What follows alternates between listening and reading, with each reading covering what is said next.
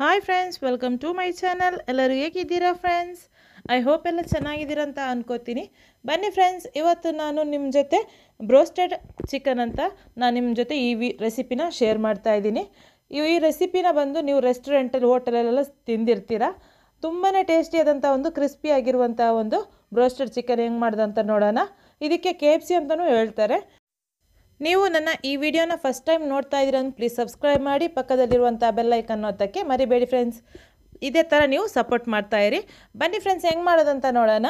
ಇವಾಗ ಫಸ್ಟಿಗೆ ಒಂದು ದೊಡ್ಡ ಬೌಲ್ನ ತೊಗೊಂಡಿದ್ದೀನಿ. ಈ ಬೌಲಿಗೆ ನಾನು ಫುಲ್ ಫ್ಯಾಟ್ ಮಿಲ್ಕ್ನ ಹಾಕ್ತಾಯಿದ್ದೀನಿ. 1 ಕಪ್ ಅಷ್ಟು ನಾನು ಮಿಲ್ಕ್ ತೊಗೊಂಡಿದ್ದೀನಿ. ಇದಕ್ಕೆ ನಾನು 2 ಸ್ಪೂನಷ್ಟು ವೆನಿಗರ್ನ ಹಾಕ್ತಾಯಿದ್ದೀನಿ. ಇದು ನಾನು ಇವಾಗ ಬಟರ್ ಮಿಲ್ಕ್ ಮಾಡ್ತಾಯಿದ್ದೀನಿ. ನೀವು ರೆಡಿಯಾಗಿರುವಂಥ ಬಟರ್ ಮಿಲ್ಕ್ ನಿಮ್ಮ ಮನೇಲಿದ್ದರೆ, ಅಂದರೆ ಮೊಸರು ನಿಮ್ಮ ಮನೇಲಿದ್ದರೆ ಅದರಲ್ಲೂ ಮಾಡ್ಕೋಬೋದು. ಮೊಸರಲ್ಲಿ ಮಾಡಿದ್ರೆ ತುಂಬಾ ಚೆನ್ನಾಗಿ ಬರುತ್ತೆ. 1-2 ಸ್ಪೂನು ವೆನಿಗರ್ ಹಾಕ್ಕೊಳ್ಳಿ. ಅಂದರೆ ಚಿಕನಿಗೆ ವೆನಿಗರ್ ಹಾಕ್ಕೊಂಡ್ರೆ ತುಂಬಾ ಜ್ಯೂಸಿಯಾಗಿ ಬರುತ್ತೆ. ಅದಕ್ಕೋಸ್ಕರ ಇವಾಗ ಒಂದು ಮಿಕ್ಸಿ ಜಾರ್ ತೊಗೊಂಡು ಇದಕ್ಕೆ ಒಂದು 20ರಷ್ಟು ನಾನಿವಾಗ ಹೆಸಳು ಬೆಳ್ಳುಳ್ಳಿ ಹಾಕ್ಕೊಂಡಿದ್ದೀನಿ. ಆಮೇಲೆ ಮೀಡಿಯಮ್ ಸೈಜದು ಆನಿಯನ್ ಒಂದು ಕಟ್ ಮಾಡ್ಕೊಂಡು ಹಾಕ್ಕೊಂಡಿದ್ದೀನಿ, ಈರುಳ್ಳಿನ. ಇದನ್ನು ಫೈನ್ ಪೇಸ್ಟ್ ಮಾಡಿಕೊಂಡು ಪಕ್ಕದಲ್ಲಿ ಇಟ್ಕೋಬೇಕು. ಇವಾಗ ನಾನು ಚಿಕನ್ ತೊಗೊಂಡಿದ್ದೀನಿ, ಅಂದರೆ 1.5 kg ನಾನು ಚಿಕನ್ ತೊಗೊಂಡಿದ್ದೀನಿ. ಈ ಚಿಕನ್ನ ಸ್ಕಿನ್ ಲೆಸ್ ಮಾಡ್ಕೋಬೇಡಿ, ಸ್ಕಿನ್ ಫುಲ್ ಇರಬೇಕು ಅಂಥ ಚಿಕನ್ನ ತಗೊಳ್ಳಿ. ಇದು ದೊಡ್ಡ ದೊಡ್ಡ ಪೀಸ್, ಅಂದರೆ 1.5 kgಯಲ್ಲಿ ಮಿನಿಮಮ್ ಅಂದರೆ ಒಂದು 15ರಿಂದ ಒಂದು 12 ಪೀಸ್ಗಳನ್ನ ಮಾಡ್ಕೋಬೇಕು. ದೊಡ್ಡ ದೊಡ್ಡ ಪೀಸ್ಗಳನ್ನ ಮಾಡಿಕೊಂಡು ಕ್ಲೀನಾಗಿ ವಾಶ್ ಮಾಡ್ಕೊಳ್ಳಿ. ನೀವು ಎಷ್ಟು ದೊಡ್ಡ ಪೀಸ್ ಮಾಡ್ತೀರಾ ಅಷ್ಟು ಚೆನ್ನಾಗಿ ಬರುತ್ತೆ. ಆಮೇಲೆ ಇದನ್ನು ಸ್ಕಿನ್ ಯಾವುದೇ ಕಾರಣಕ್ಕೂ ನೀವು ತೆಗಿಯೋಕ್ಕೆ ಹೋಗಬೇಡಿ. ಇವಾಗ ನಾನು ಆವಾಗಲೇ ನಾನು ಮಾಡಿರುವಂಥ ಬಟರ್ ಮಿಲ್ಕ್ ಇದೆಯಲ್ಲ, ಅದು 10 ನಿಮಿಷ ರೆಸ್ಟಿಗೆ ಇಟ್ಟಿದೆ ನೋಡಿ.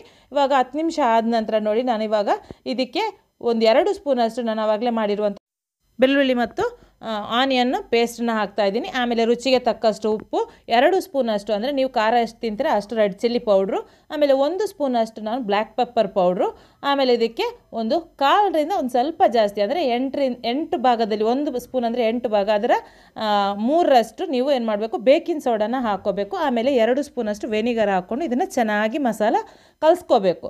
ಚೆನ್ನಾಗಿರುವಂಥ ಒಂದು ಮಸಾಲನ ಕಲಿಸ್ಕೊಳ್ಳಿ. ಇದನ್ನು ಇವಾಗ ಚೆನ್ನಾಗಿ ಇದನ್ನು ಮಿಕ್ಸ್ ಮಾಡ್ತಾಯಿದ್ದೀನಿ. ನಾವು ಹಾಕಿರುವಂತಹ ಎಲ್ಲ ಪೌಡ್ರು ಮತ್ತು ಉಪ್ಪೆಲ್ಲ ಚೆನ್ನಾಗಿ ಕರಗಬೇಕು. ಕರಗುವವರೆಗೂ ಇದನ್ನು ಚೆನ್ನಾಗಿ ಮಿಕ್ಸ್ ಮಾಡ್ಕೊಳ್ಳಿ. ಇವಾಗ ಚೆನ್ನಾಗಿ ಕರಗಿದೆ.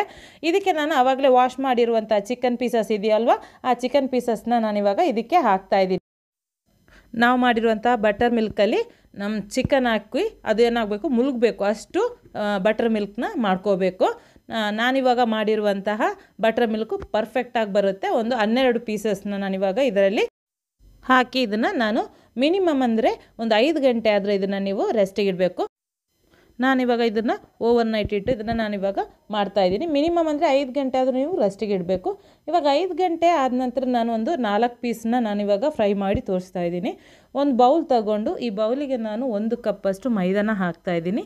ಆಮೇಲೆ ಇದಕ್ಕೆ ಒಂದು ಫುಲ್ಲು ಮೊಟ್ಟೆನ ಹಾಕ್ಕೋಬೇಕು. ಮೊಟ್ಟೆ ಹಾಕ್ಕೊಂಡು ಆಮೇಲೆ ಇದಕ್ಕೆ ರುಚಿಗೆ ತಕ್ಕಷ್ಟು ಉಪ್ಪು, ಆಮೇಲೆ ನಾನು ಆವಾಗಲೇ ಮಾಡಿರುವಂಥ ಪೇಸ್ಟ್ ಇದೆಯಲ್ವ, ಶುಂಠಿ ಮತ್ತು ಬೆಳ್ಳುಳ್ಳಿ ಪೇಸ್ಟು, ಅದನ್ನು ಹಾಕ್ಕೊಂಡಿದ್ದೀನಿ.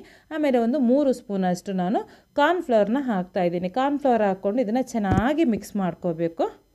ಇವಾಗ ನಾನು ಚೆನ್ನಾಗಿ ಮಿಕ್ಸ್ ಮಾಡ್ತಾಯಿದ್ದೀನಿ. ಆಮೇಲೆ ಇದಕ್ಕೆ ನೀವು ಕೋಲ್ಡ್ ವಾಟರ್ನ ಯೂಸ್ ಮಾಡ್ಕೋಬೇಕು, ಐಸ್ ನೀರನ್ನೇ ಹಾಕ್ಕೋಬೇಕು. ಇದಕ್ಕೆ ನಾನು ಇವಾಗ 1 ಕಪ್ಪು ಮೈದಾಗೆ 1.5 ಕಪ್ಪಷ್ಟು ನೀರನ್ನ ಹಾಕ್ತಾಯಿದ್ದೀನಿ. ಒಂದು ಸ್ವಲ್ಪ ಬೇಕಾದರೆ 1-2 ಸ್ಪೂನ್ ಕಮ್ಮಿ ಹಾಕ್ಕೊಂಡ್ರೂ ಆಗುತ್ತೆ. ಅಂದರೆ ಇದಕ್ಕೆ 1.5 ಕಪ್ಪಷ್ಟು ನೀರನ್ನ ಹಾಕ್ಕೋಬೇಕು. ಹಾಕ್ಕೊಂಡು ಚೆನ್ನಾಗಿ ಇದಕ್ಕೆ ಗಂಟಿಲ್ದಂಗೆ ಇದನ್ನು ನೀವು ಕಲಿಸ್ಕೋಬೇಕು. ಇವಾಗ ನೋಡಿ ಕಲಿಸ್ಕೊಂಡಿದ್ದೀನಿ. ಇವಾಗ ನಾವು ಬ್ಯಾಟರ್ ರೆಡಿ ಆಯಿತು. ಇದನ್ನು ನಾನಿವಾಗ ಪಕ್ಕದಲ್ಲಿ ಇಡ್ತಾಯಿದ್ದೀನಿ. ಇನ್ನೊಂದು ನಾನಿವಾಗ ಡ್ರೈ ಆಗಿರುವಂಥ ಒಂದು ಮಸಾಲನ ರೆಡಿ ಮಾಡ್ಕೋಬೇಕು. ಅದಕ್ಕೆ ನಾನಿವಾಗ 2 ಕಪ್ಪಷ್ಟು, ಒಂದು ಬೌಲಿಗೆ ನಾನಿವಾಗ 2 ಕಪ್ಪಷ್ಟು ಮೈದಾನ ಹಾಕ್ತಾಯಿದ್ದೀನಿ. ಇವಾಗ ಮೈದಾ ಹಾಕ್ಕೊಂಡ ನಂತರ ಇದಕ್ಕೆ ರುಚಿಗೆ ತಕ್ಕಷ್ಟು ಉಪ್ಪನ್ನ ಹಾಕ್ಕೋಬೇಕು. ಅಂದರೆ ನಾನಿವಾಗ 1.5 ಸ್ಪೂನಷ್ಟು ಹಾಕ್ಕೊಂಡಿದ್ದೀನಿ. ಆಮೇಲೆ 3-4 ಸ್ಪೂನಷ್ಟು ಇದಕ್ಕೆ ಅಕ್ಕಿ ಹಿಟ್ಟನ್ನ ಹಾಕ್ಕೋಬೇಕು. ನೀವು ರೈಸ್ ಫ್ಲವರ್ನ ಹಾಕಲೇಬೇಕು, ಅಂದರೆ ಕ್ರಿಸ್ಪಿಯಾಗಿ ಮೇಲ್ಗಡೆ ಬರಬೇಕಂದ್ರೆ ಇದಕ್ಕೆ ಅಕ್ಕಿ ಹಿಟ್ಟನ್ನ ಹಾಕ್ಕೋಬೇಕು. ಆಮೇಲೆ ಖಾರ ನೀವು ಜಾಸ್ತಿ ತಿಂತೀರಾ ಅಂದರೆ ಇದಕ್ಕೆ ರೆಡ್ ಚಿಲ್ಲಿ ಪೌಡ್ರ್ ಒಂದು ಸ್ವಲ್ಪ ಜಾಸ್ತಿನೇ ಹಾಕ್ಕೊಳ್ಳಿ. ನಾನಿವಾಗ 2 ಸ್ಪೂನಷ್ಟು ನಾನು ರೆಡ್ ಚಿಲ್ಲಿ ಪೌಡ್ರ್ ಹಾಕ್ಕೊಂಡಿದ್ದೀನಿ. ನೀವು ಜಾಸ್ತಿ ಖಾರ ತಿಂತೀರಾ ಅಂದರೆ ನೀವು ಜಾಸ್ತಿನೇ ಹಾಕ್ಕೋಬೇಕು. ಇದನ್ನು ಚೆನ್ನಾಗಿ ಮಿಕ್ಸ್ ಮಾಡ್ಕೋಬೇಕು. ಕೈಯಲ್ಲಿ ಮಿಕ್ಸ್ ಮಾಡ್ಕೊಳ್ಳಿ. ಸ್ಪೂನಲ್ಲಿ ಮಿಕ್ಸ್ ಮಾಡೋಕ್ಕಾಗಿಲ್ಲ ಅಂದರೆ ಕೈಯಲ್ಲೂ ಆಗುತ್ತೆ. ಚೆನ್ನಾಗಿದು ಹಿಟ್ಟು ಮತ್ತು ರೆಡ್ ಚಿಲ್ಲಿ ಪೌಡ್ರು ಸಾಲ್ಟೆಲ್ಲ ಚೆನ್ನಾಗಿ ಮಿಕ್ಸ್ ಆಗೋವರೆಗೂ ಇದನ್ನು ಚೆನ್ನಾಗಿ ಮಿಕ್ಸ್ ಮಾಡ್ಕೊಂಡು ಇದನ್ನು ಪಕ್ಕದಲ್ಲಿ ಇಟ್ಕೊಳ್ಳಿ.